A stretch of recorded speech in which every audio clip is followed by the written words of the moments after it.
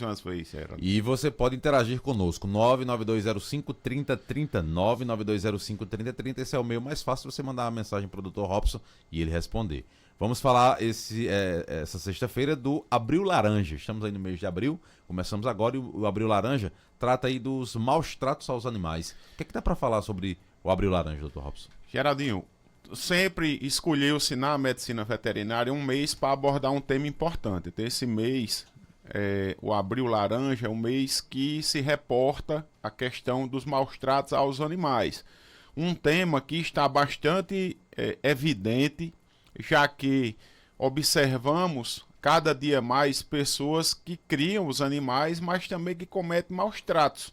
Esses maus tratos eles podem ir desde a questão de saúde, de bater no animal, de maltratar o animal em termos de pisas ou de pauladas, ou também, como observamos recentemente, pessoas que deixam os animais sem se alimentar, presos, no meio do sol quente, no meio da chuva. Isso aí também é considerado maus tratos.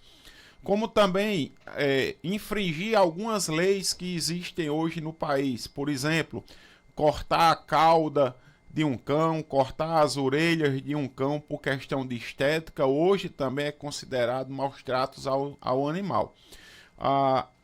Outros maus tratos também que a gente observa são pessoas que deixam os seus animais aí causarem acidentes. Quando você tem o hábito de soltar seu animal na rua sem ele estar com coleira, sem ele estar com uma guia ou sem ele estar com uma mordaça que possa causar um acidente, também pode ser caracterizado como maus tratos. A questão da caracterização desses crimes, eles são passíveis pela Lei de Crimes Ambientais, como também pela Lei Sanção, que são duas leis, uma mais branda, e a Lei Sanção ela endureceu mais a questão desses crimes ambientais, né, dando pena de 1 a 5 anos de prisão sem fiança esses crimes, dependendo da qualificação. E é importante que as pessoas tomem essa consciência, já que eu observo muito, eu vejo muito mesmo, as pessoas reclamando dos animais soltos na rua. Esses animais eles estão soltos na rua não porque eles quiseram, eles estão soltos nas ruas porque alguém colocou eles lá. Sujeitos aí a acidentes, passando fome, passando sede, rasgando lixo e quantas outras coisas eles ficam aí no meio da rua sujeitos. Então alguém colocou lá, alguém soltou esse animal. Então esse animal que foi solto, isso é um crime ambiental. É um crime que essa pessoa cometeu, é um crime de maus tratos a esse animal. Recentemente eu participei de uma sessão na Câmara de Vereador, inclusive queria parabenizar todos os vereadores da cidade de Caicó por estarem abordando esse tema tão relevante e tão importante, que é o tema de abandono dos animais na cidade de Caicó. E eu falei uma coisa importante, viu? Cleiton está aqui nos estudos e ele perguntava pela questão de inovação tecnológica. Só vai se resolver o problema, Cleiton, aqui de Caicó e de todas as cidades do país, já que é um problema do país, quando chipar esses animais, né? É possível? É possível, sim. Quando você colocar um chip, né, em todos os animais da cidade e esse chip vai passar a identificar aquele animal eletronicamente e você faz o que nós chamamos de posse responsável. Você assina, chipa o animal e assina que aquela pessoa ali é proprietária daquele animal e ele é responsável civil e criminalmente por ele. Na hora que uma cachorra entrar no cio, que é o que veio aqui em Caicó bastante, que as pessoas reclamam, tem uma cachorra no cio e tem 10, 20 cachorros atrás dela. Aqueles 10, 20 cachorros que estão atrás dela, eles não são muitas vezes animais de rua. Eles são animais que têm proprietários, né, que não mantém seu animal preso dentro de casa e ele foge ou ele sai e vai atrás daquela cadela por 2, 3, 4, 5 dias. Ou então animais que foram abandonados. Ou que foram abandonados. Mas com isso, quando você passar o chip, que você capturou esse animal, que você passar o chip, você vai saber de quem é aquele cão. Porque ele está identificado eletronicamente. Então você vai e faz as sanções, que seria multa por essa pessoa ter deixado seu cachorro abandonado na rua, o seu cachorro solto na rua. Então, enquanto não fizer um programa chamado Posse Responsável, e enquanto não fizer chipar todos os animais para saber quem realmente é o proprietário daquele animal, em qual rua ele mora, qual o endereço, qual tudo isso, vai ficar difícil de você colocar a culpa em alguém. Tá? E quando mexe no bolso, principalmente no bolso, que é a parte mais sensível do ser humano, é o bolso. Então, quando você mexe no bolso, aí conserta muita coisa. Agora, as outras ações de castração, as outras ações que são necessárias para um controle populacional, aí é importante. Mas os maus tratos passam em você, muitas vezes, não manter seu animal adequadamente contido.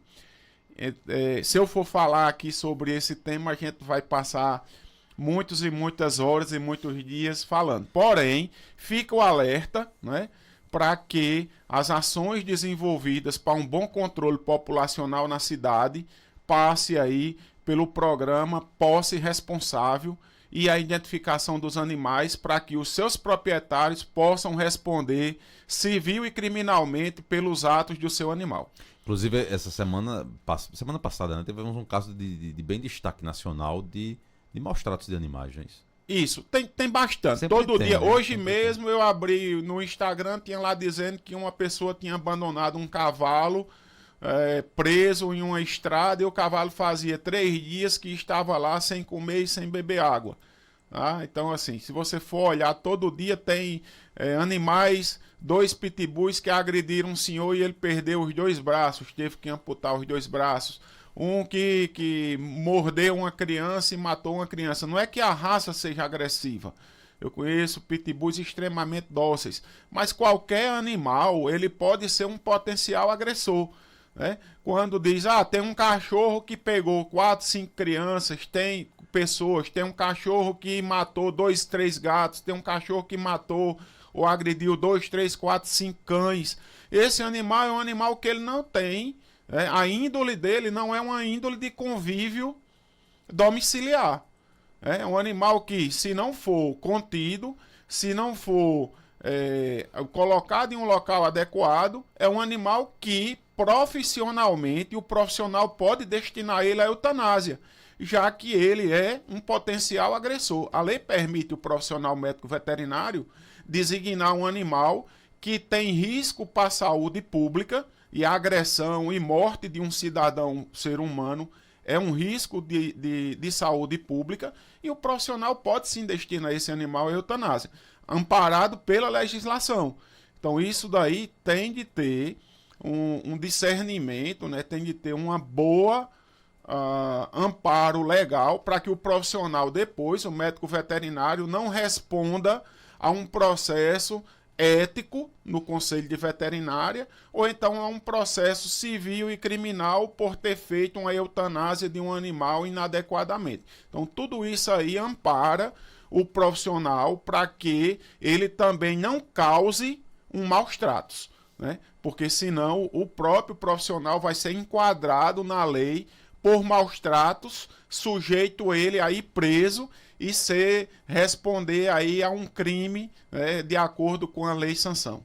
Muito bem, então fica a dica aí do Dr. Robson. O mês é laranja, de maus tratos aos animais, de conscientização, né, de combate aos maus tratos, mas a conscientização deve acontecer o ano inteiro, né? Com certeza. E deveria ser um tema abordado nas escolas, para que as nossas crianças, né, o nosso futuro, as próximas gerações aprendam que os animais merecem respeito, qual a forma correta de criar esses animais, qual a forma correta de ter um bom convívio social entre ser humano e animal. Muito bem, aqui no nosso WhatsApp 992053030, nossos ouvintes perguntam e dizem o seguinte: bom dia, Dr. Robson, gostaria de saber a partir de quantos meses pode-se fazer a castração da gata? Existe alguma consequência dela fazer antes mesmo de ter filhotes ou pode fazer o mesmo sem ter tido filhote?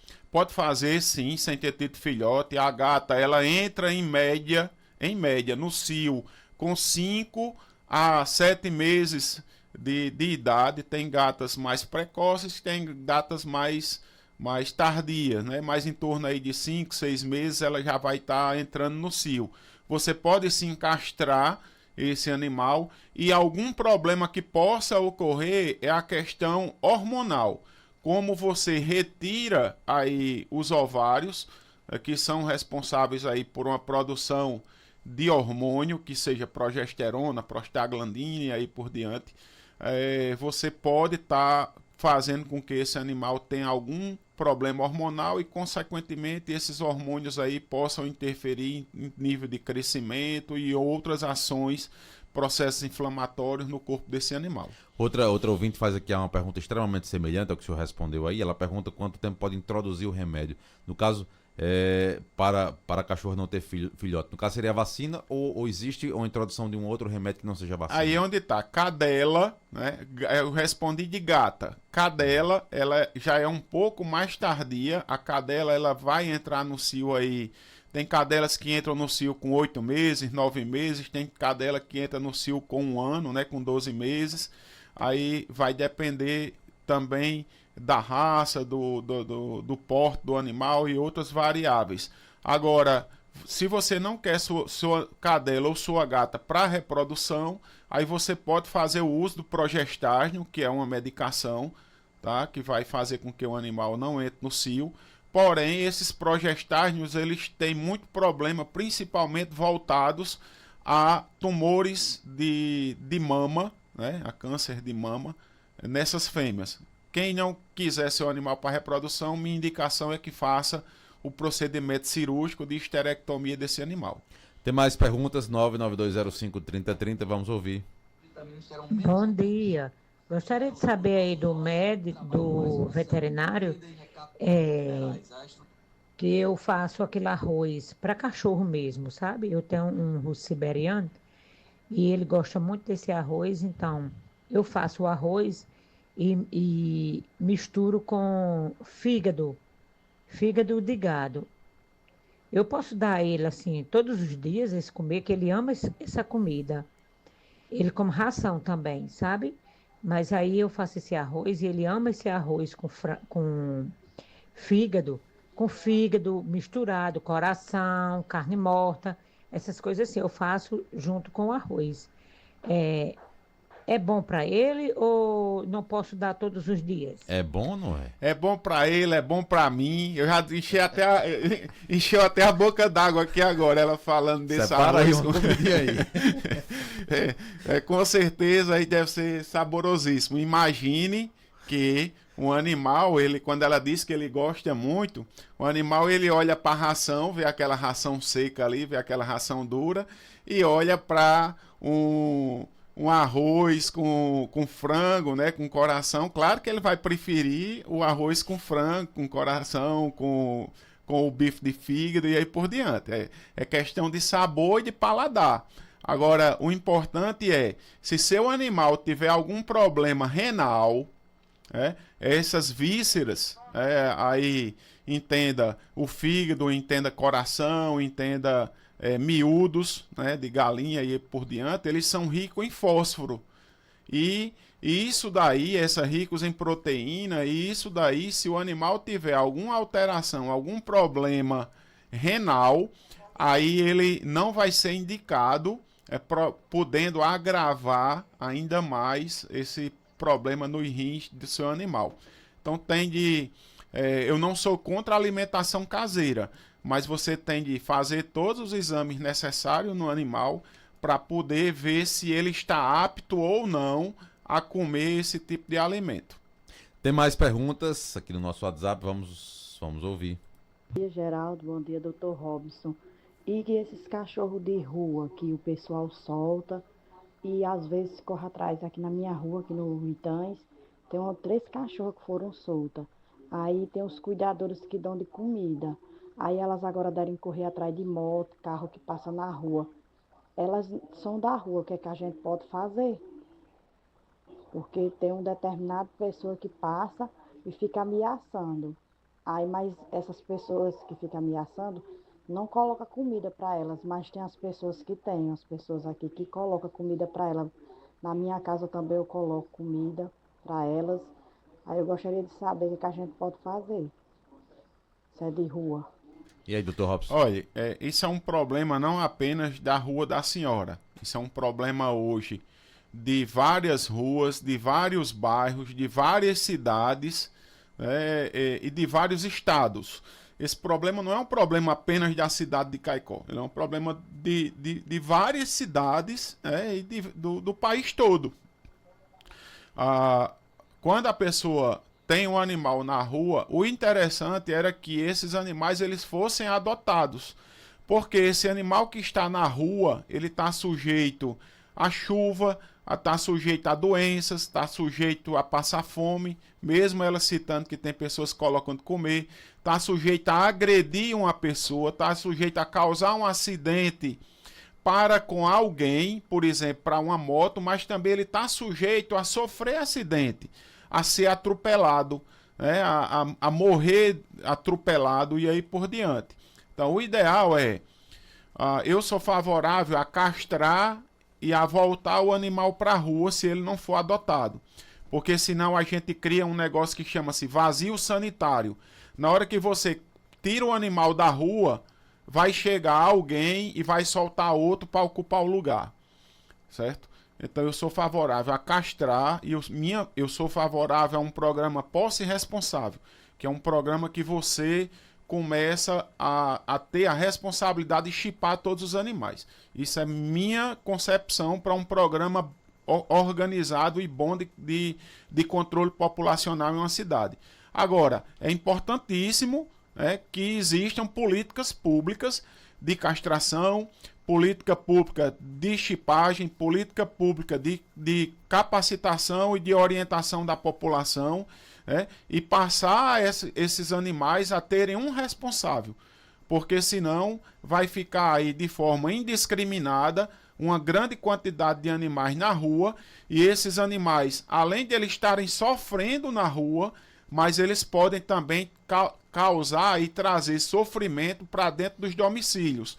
Quando eles, infelizmente, inconscientemente, causam um acidente de um motoqueiro, ou causam uma mordedura em uma criança, ou são hospedeiros de algumas zoonoses, por exemplo, calazar, esporotricose, e transmitem essas zoonoses para animais dentro de casa ou para os seres humanos, e aí vai completando um ciclo que a gente não deseja que aconteça em uma cidade.